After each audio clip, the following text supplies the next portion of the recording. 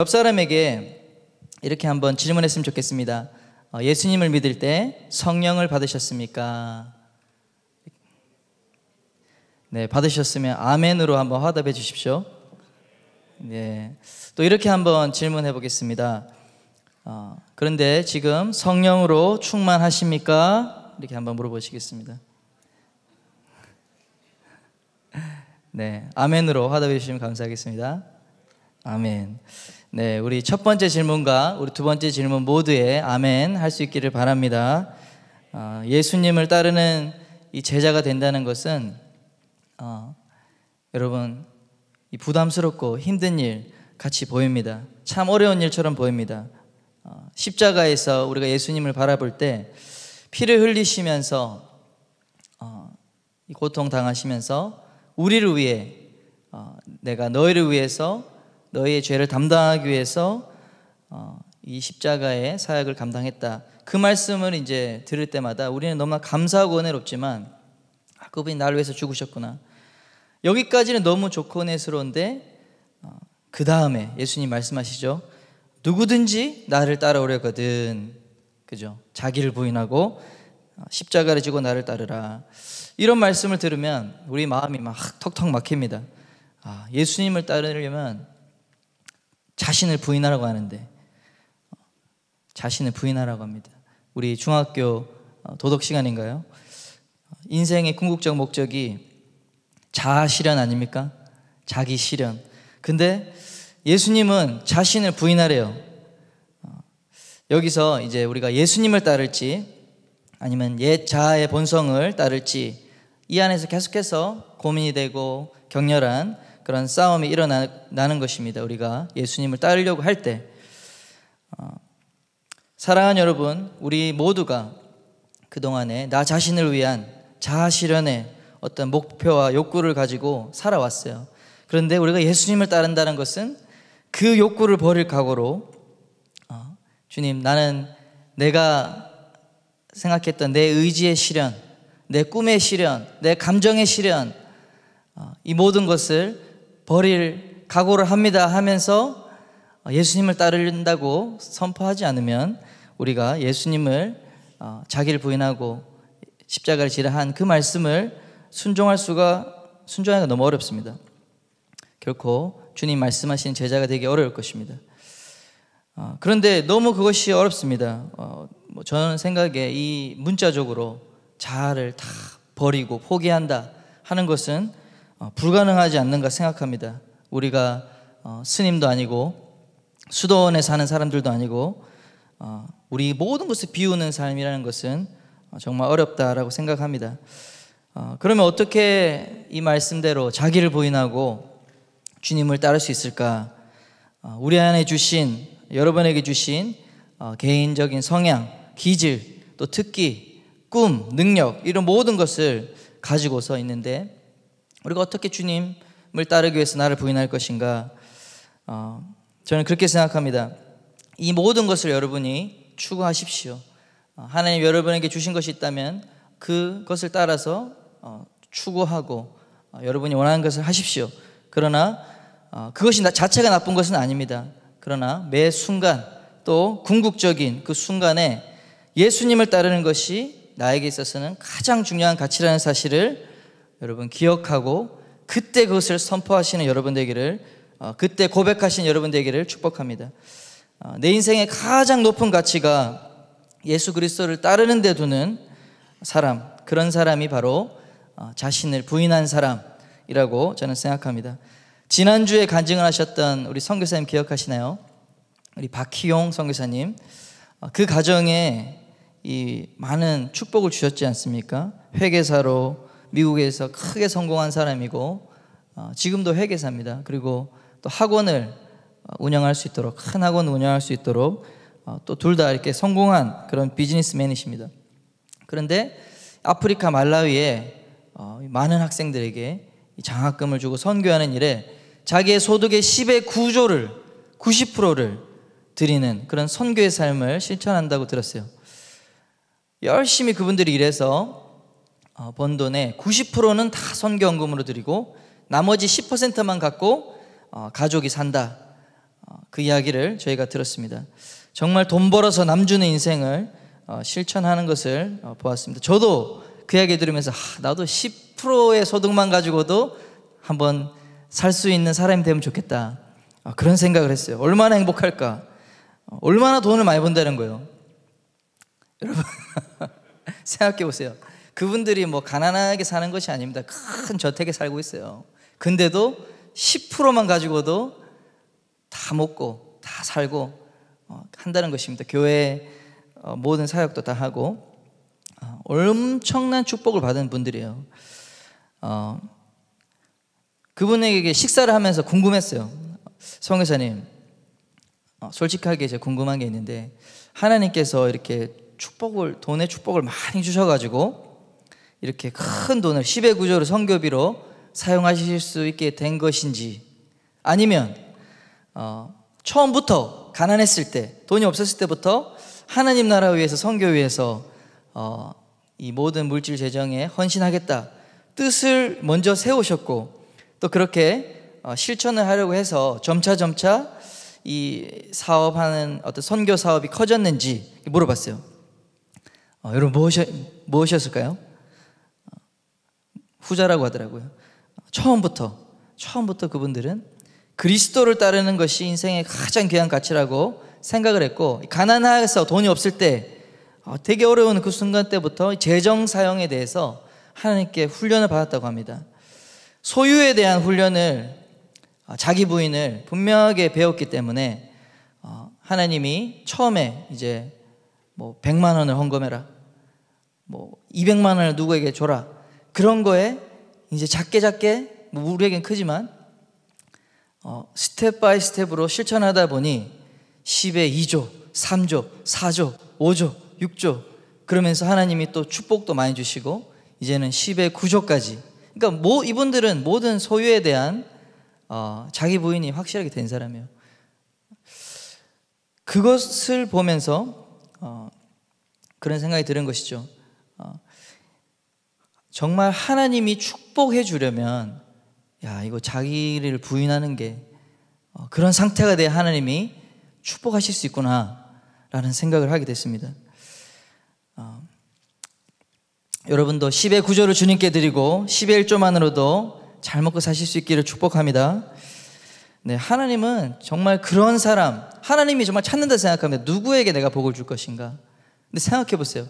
내가 복을 줬는데 그 복으로 하나님으로부터 떠나가게 될 사람, 내가 100만 원 월급 줬을 때는 감사하고 기뻐하다가 이제 300만 원을 주니까 목에 힘이 들어가고 이제는 뭐 신앙생활, 기도생활 좀 안 해도 안정적으로 살겠다, 그런 사람에게 주시겠습니까? 한번 생각해 보십시오. 지금은 내가 돈이 없어서 하나님께 이렇게 쓰지 못하는데, 하나님 위해서, 하나님 나라 위해서, 그리스도를 따르기 위해서 내가 돈을 쓰지 못하는데, 하나님이 많은 복을 주시면 내가 그때는 주를 위해서 쓰겠습니다 하는 사람에게 하나님께서 복을 주실까? 여러분 생각해 보시길 바랍니다. 지금부터 여러분, 지금 내가 얼마의 소유가 있든지, 얼마의 용돈을 받든지, 내가 얼마의 아르바이트를 하든지 재정 사용에 있어서 그리스도를 따르도록 내가 하나님께 인도함을 받겠다, 내가 하나님 위해서 우선순위를 정하겠다. 여러분 비교적 적은 것을 가졌을 때 여러분 훈련하시길 축복합니다. 작을 때 여러분 훈련하시길 바라요. 저도 군대에 있을 때 지금 생각나는데 하나님께 받은 월급 다 드린 적도 있습니다. 할렐루야. 다 드렸는데 5만 원이야. 네. 군대에서 이 교회 보일러가 고장났어요.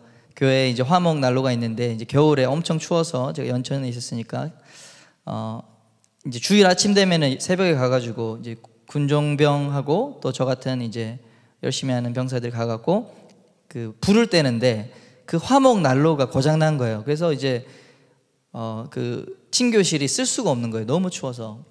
그래서 제가 하나님께 월급을 받았는데 내가 이때 아니면 언제 월급을 다 드려보나. 그러면서 하나님 이 난로 고쳐주세요. 딱 헌금을 했습니다. 할렐루야.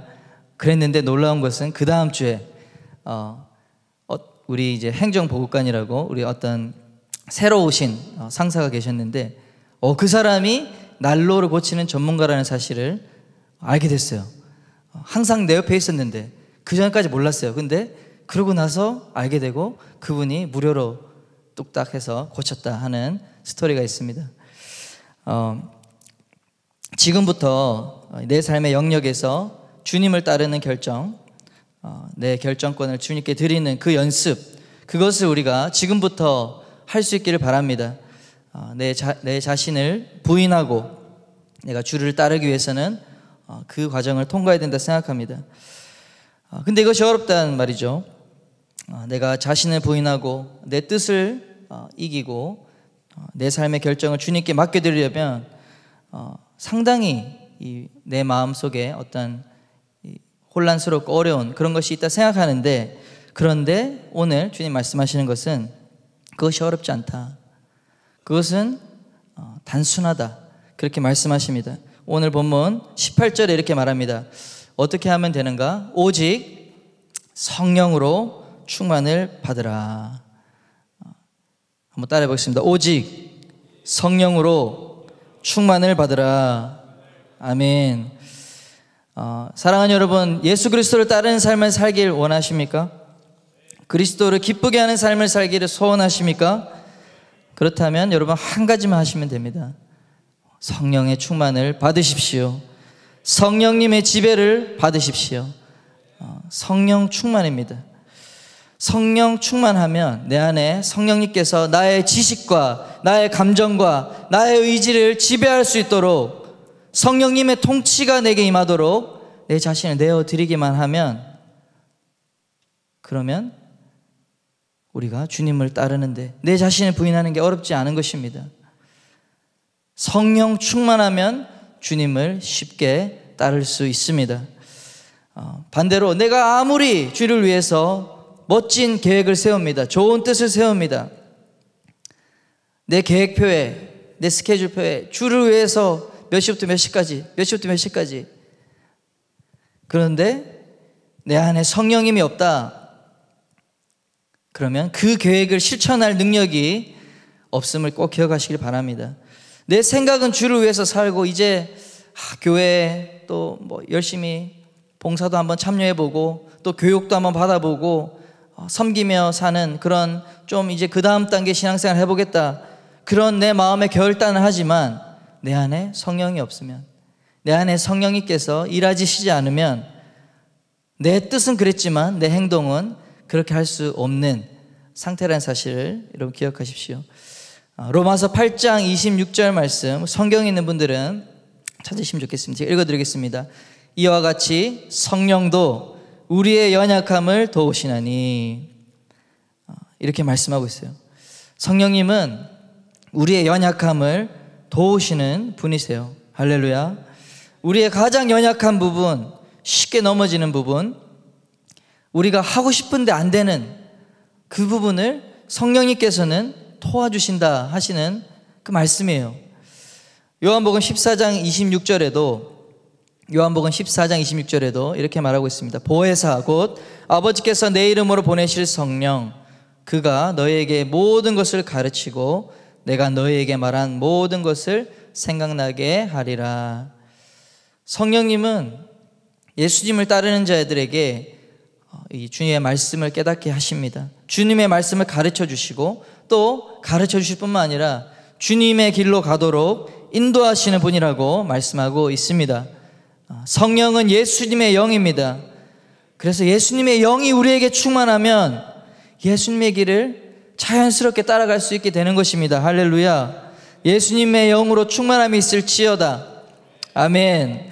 성령의 충만함이 없는 봉사는, 섬김은 사역이 아니에요. 사역처럼 보이지만 사역이 안 됩니다. 성령의 충만함이 있어야 우리의 섬김, 우리의 수고가 열매 맺게 되는 것입니다. 복음 전도도 마찬가지입니다. 예배도 마찬가지입니다.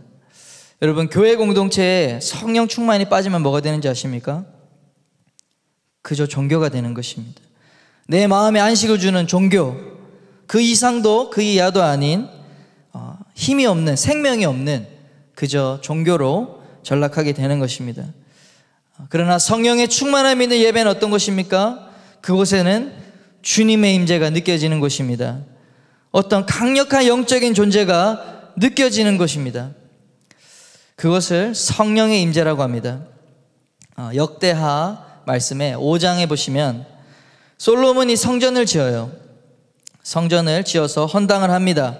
하나님께 그때 모든 제사장과 레위인들이 찬양과 경배로 주님의 이름을 높입니다. 그때 어떤 일이 일어나는가? 여호와의 영광이 구름과 같이 가득 그 성전 안을 채워지는 그런 경험을 하게 됩니다. 이곳의 예배가 여호와의 영광으로 가득한 예배, 성령의 임재가 가득한 예배가 되기를 축원합니다.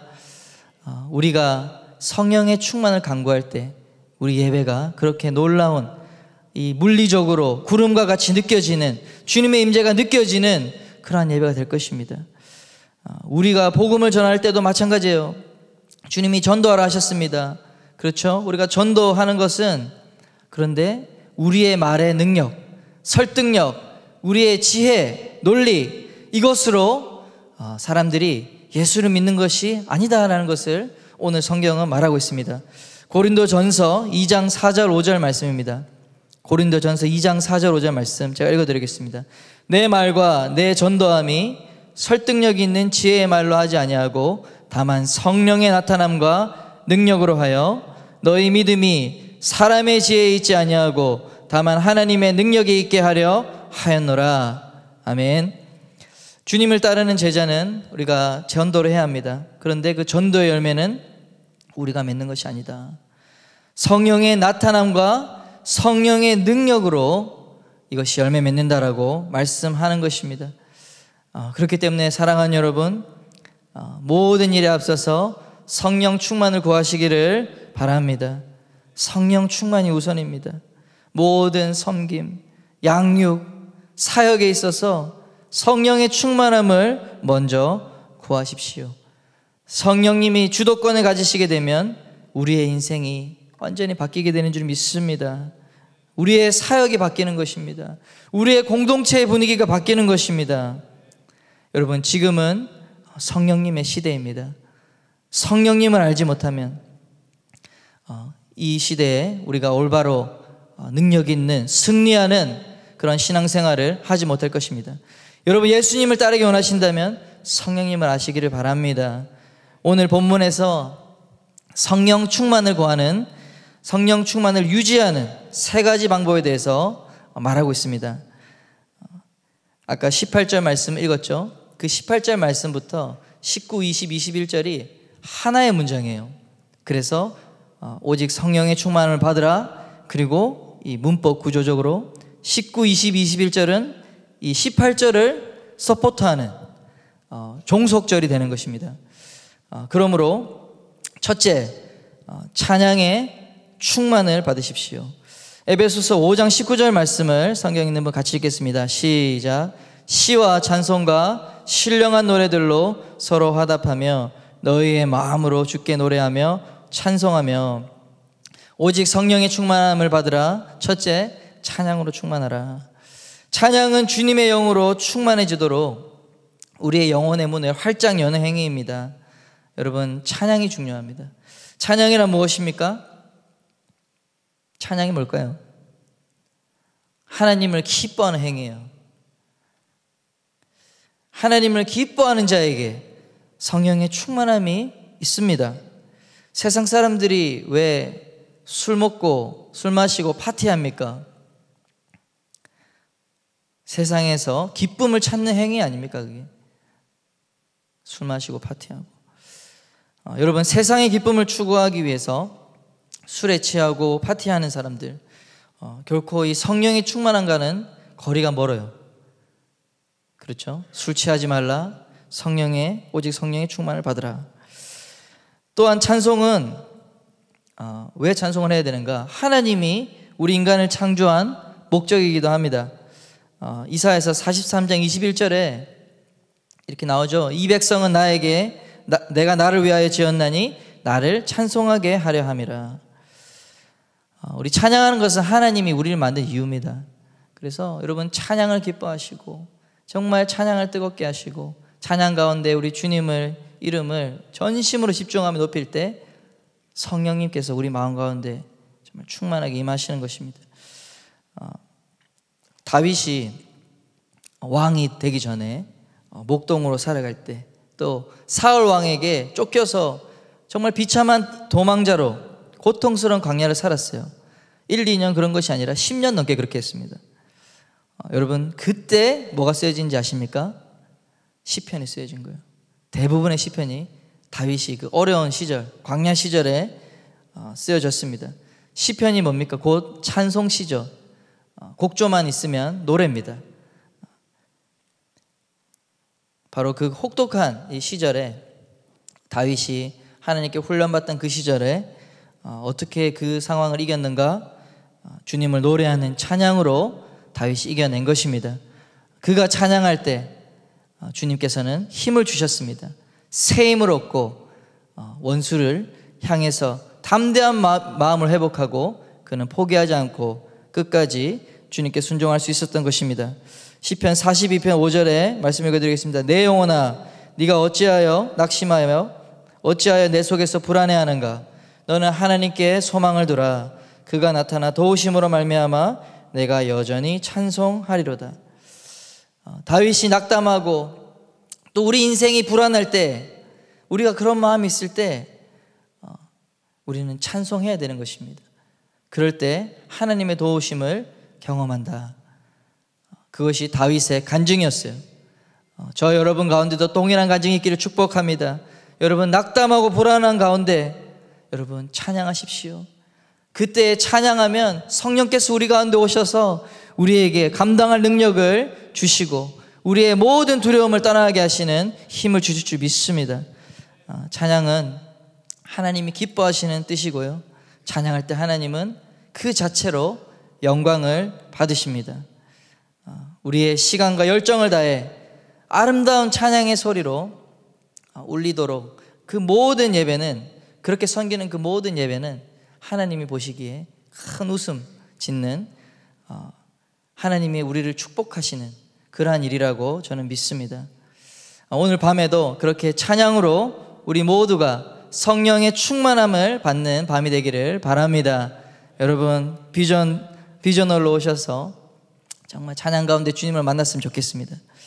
두 번째는 감사 충만입니다. 감사 충만하십시오. 따라하겠습니다. 감사 충만하십시오. 네, 에베소서 5장 20절에 범사에 우리 주 예수 그리스도의 이름으로 항상 아버지 하나님께 감사하며.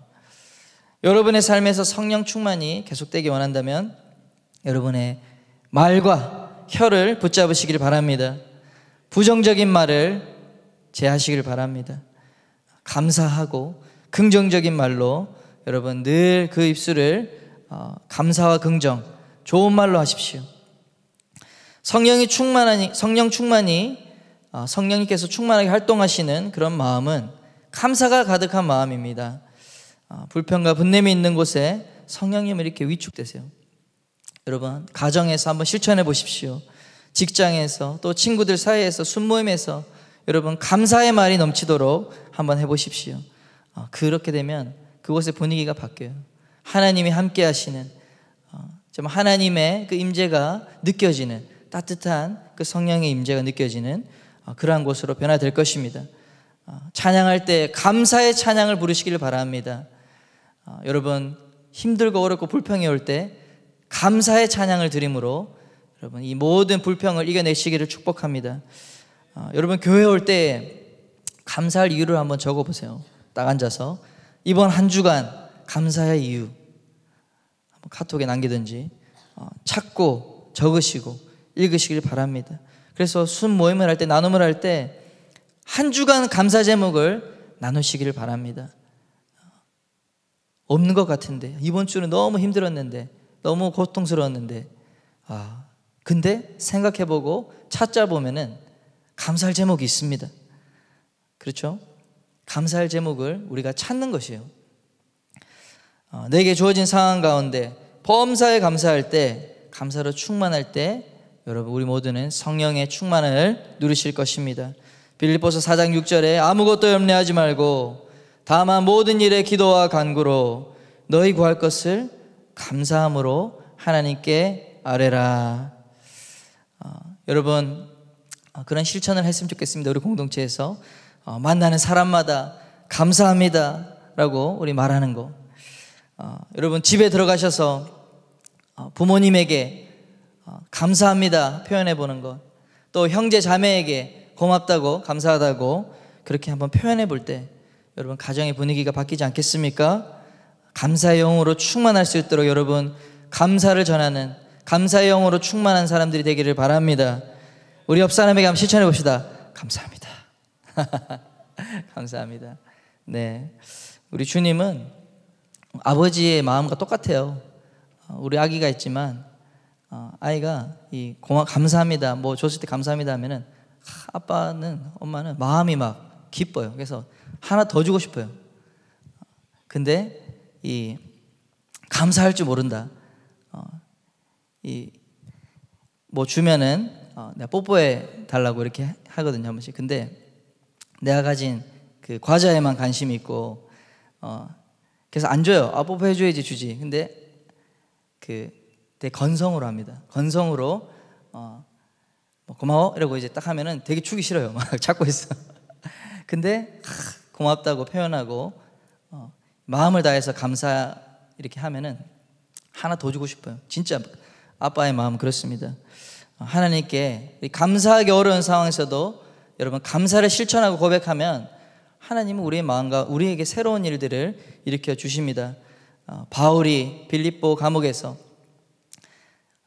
이 감옥 안에서 갇혀 있고 매맞고 그런 상황에서 어떻게 했죠? 감사의 찬송을 올렸습니다.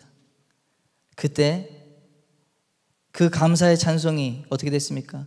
지하의 감옥의 이 창문을 뚫고 나가서 하늘을 올라가서 저 하나님 계신 그 보좌에 그 감사의 노래 가운데 하나님께서 그걸 들으신 거예요.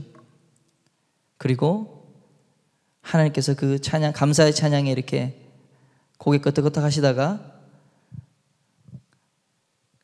그곳에 하나님이 이 지진을 보내신 거죠. 그리고 그 순간 지하의 감옥에 착고가 다 열리고 문이 열리고 지진이 일어나고 우리가 감사의 찬양을 하면 하나님이 우리 가운데 놀라운 일을 이루어 주십니다. 감사가 충만한 여러분 되기를 바랍니다. 우리 기쁨의 교회 청년부도 감사로 충만한 공동체 되기를 바랍니다. 세 번째, 따라하겠습니다. 순종 충만하십시오. 네, 순종 충만하십시오. 에베소서 5장 21절 말씀입니다. 함께 읽겠습니다. 그리스도를 경외함으로 피차 복종하라. 영어로 이 복종이라는 말을 보니까 submissive, 이 순종적이 되라는 것입니다. 성령 충만은 이 순종과 순종의 영, 순종하는 그런 분위기와 영과 아주 깊은 관계가 있습니다. 여러분 기름 부으심이 어떻게 임합니까? 아론의 기름 부으심이 이 헐몬산에서부터 아래로 머리에서부터 수염으로 옷깃을 흘러내린다. 기름 부으심은 위에서 아래로 흘러내립니다. 예수님께서 공생애를 시작하실 때요, 요단강에서 세례를 주는 세례 요한에게 이 세례받으러 나가지 않았습니까? 근데 멀리서 세례 요한이 예수님 봤어요. 보니까 깜짝 놀랐어요. 이제 영적으로 이제 알아본 거죠. 세례 요한이 하나님의 사람이니까. 아니, 이 하나님의 아들, 그러니까 내가 이분에게 오히려 세례를 받아야 될 터인데 나에게 세례 받으러 나오니까 깜짝 놀란 것입니다. 그리고 얘기했습니다. 예수님, 당신에게 내가 세례 받아야 되는데 당신이 나에게 나아오시면 어떠합니까? 이렇게 얘기하니까 15절에, 마태복음 3장 15절에 이렇게 얘기합니다. 예수께서 대답하여 이르시되 이제 허락하라. 우리가 이와 같이 하여 모든 의를 이루는 것이 합당하니라 하시니 이에 요한이 허락하는지라. 인간이 이성적으로 볼 때, 또 어떤 세례 요한이 봤을 때 이분은 하나님의 아들이고 나는 일개 인간이고 선지자일 뿐인데 그래서 본능적으로 안 것입니다. 아, 내가 그분의 신들매도 감당하지 못할 하찮은 사람인데 어떻게 내가 그분에게 안수를 하겠는가? 여러분 생각해 보십시오. 제가 우리 담임 목사님한테 안수를 할 수 있습니까? 감히. 안 되겠죠. 이상하잖아요. 되게 어색하잖아요. 말이 안 되잖아요. 그런데 그런 장면이 지금 펼쳐진 거예요. 어떻게? 뭔지는 모르지만 이제 허락하래요. 예수께서 대답하되 이제 허락하라.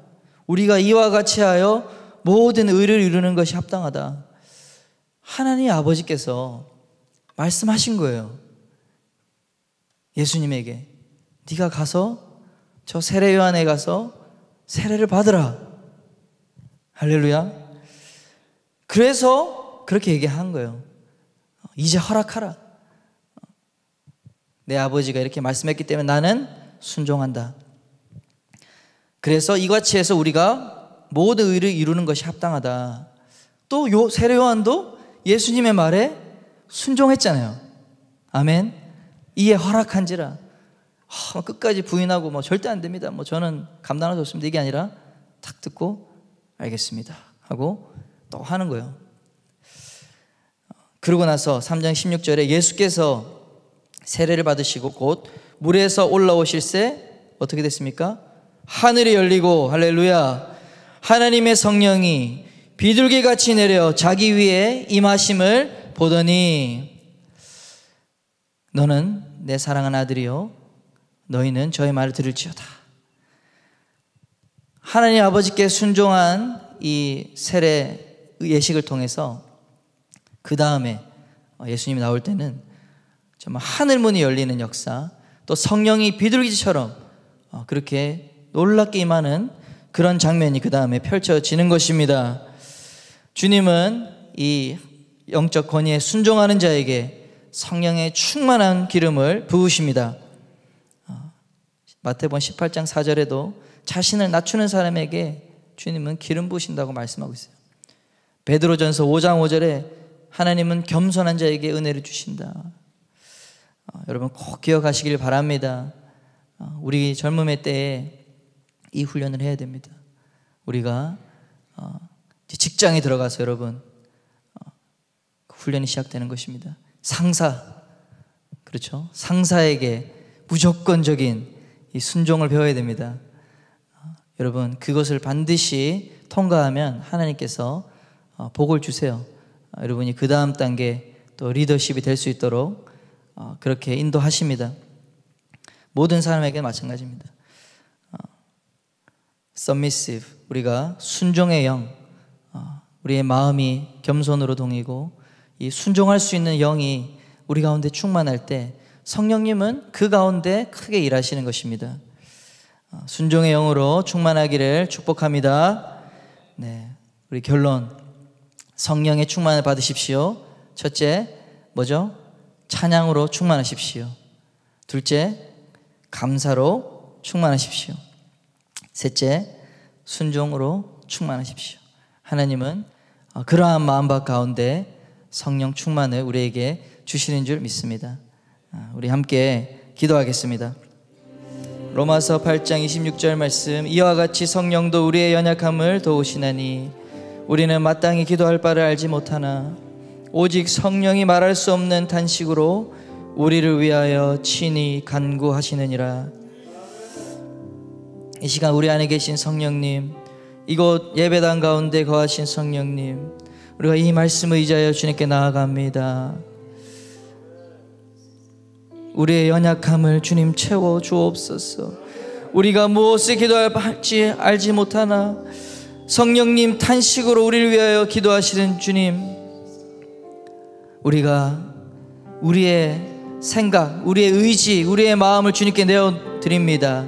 주님, 나를 통하여 주님 기도하게 하소서. 내 입을 통하여 주님의 탄식과 주님의 기도, 나에게 꼭 필요한 기도 하나님 나를 통해서 하시옵소서. 우리 가정을 위한 기도, 아버지 하나님, 내가 주님 무엇을 할지 알지 못합니다. 아버지, 내 인생의 미래를 향한 기도 내가 알지 못합니다. 그러나 성령님, 주님을 의지하오니 성령님 우리의 연약함을 도우신다 하셨사오니 우리 입술을 통하여 주님 기도하소서. 우리 입술을 통하여 주님 주님의 뜻을 이루시옵소서. 우리 이렇게 성령님께 우리 자신을 내어드리면 어떨까요? 성령님이 나를 통하여 기도하시도록, 내 입술을 통하여 나의 인생과 내 가정과 내 직장과 내 미래를 주께서 말씀하시고 이끄시도록 성령님께 이 시간 나를 내어드리며 그렇게 주님을 초청하며 주여 내 안에 오소서, 성령님 내 안에 오셔서 주님 말씀하소서. 성령이 초청하는 기도, 그렇게 우리 주님의 이름을 부르며 기도하겠습니다. 주여,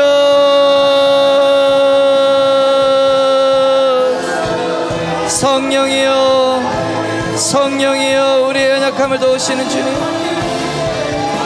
아버지, 아버지 하나님, 우리를 채우소서. 하나님, 내가 부족합니다. 내가 약합니다. 하나님, 아버지,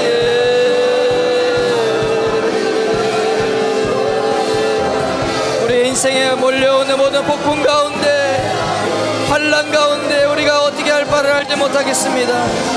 주여 도와주옵소서. 주님 도와주옵소서. 성령님께 맡깁니다.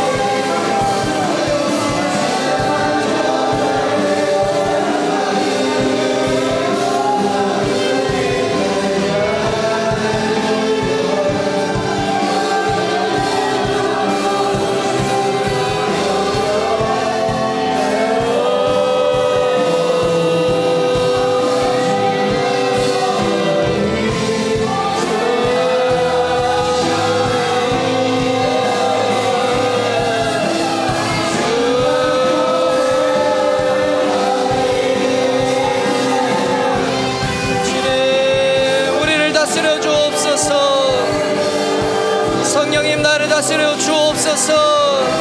성령님 나를 다스려 주옵소서. 주님, 우리가 연약하오니 주님 우리를 다스려 주옵소서. 주여, 우리의 가정을 다스리시고 내 인생을 다스려 주옵소서. 주님이 인도하시는 길로 가길 원합니다.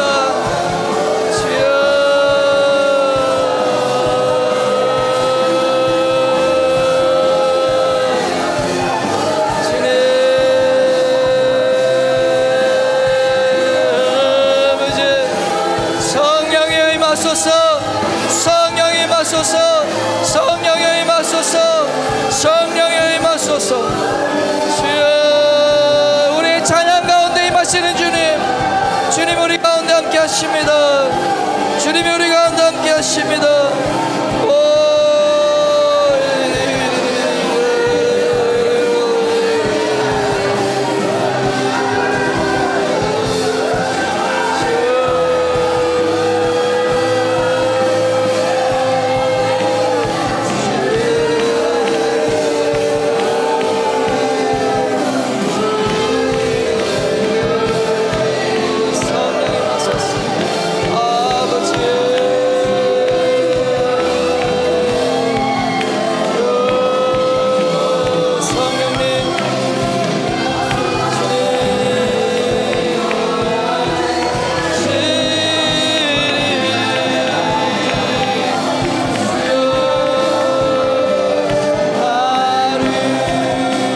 예수님께서 제자들에게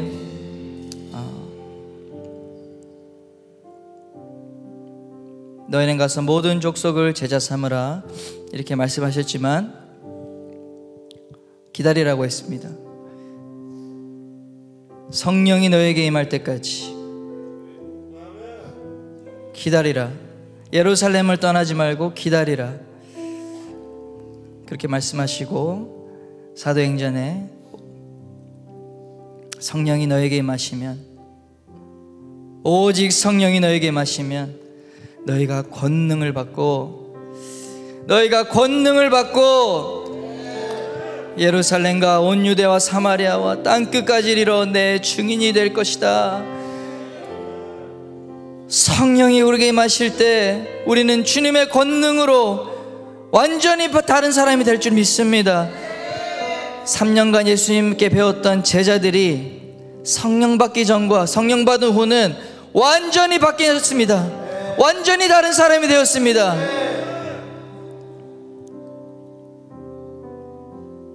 베드로가 복음을 전할 때에 수천 명이 주님께 돌아오고, 안진뱅이가 일어나고 병든 자가 치유되고, 성령 충만을 받은 제자들은 죽음의 위협에도 불구하고 모든 환난과 폭풍에도 불구하고 끝까지 주님의 증인으로 예수 그리스도를 따르는 자로 하나님의 정말 큰 기쁨을 준 사람들이 다 되었습니다.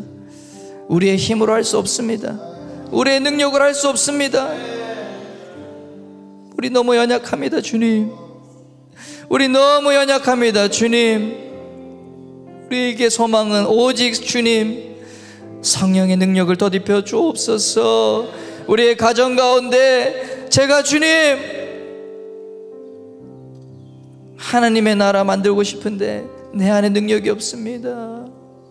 한 사람도 전도할 힘이 없습니다. 내가 속한 학교와 직장과 친구들에게 선한 영향력을 미치고 싶은데 내한테 힘이 없습니다. 아버지 하나님, 이 나라 이 땅 가운데 주님의 뜻을 이루고 싶은데 내게 능력이 없습니다.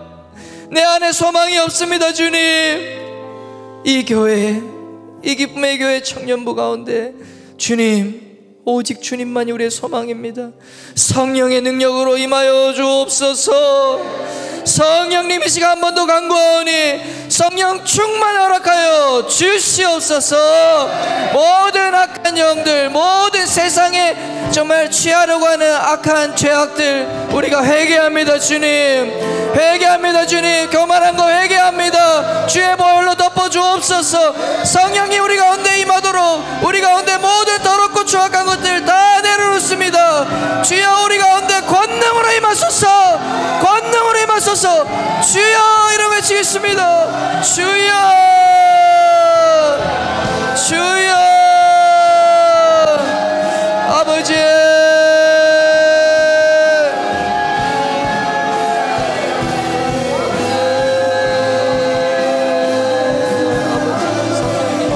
우리 가운데 권능으로 임하여 주옵소서. 아버지, 주의 권능으로 다시 한번 우리가 주님을 성령님 도와주시고 주님의 능력을 더럽혀주시고 아버지,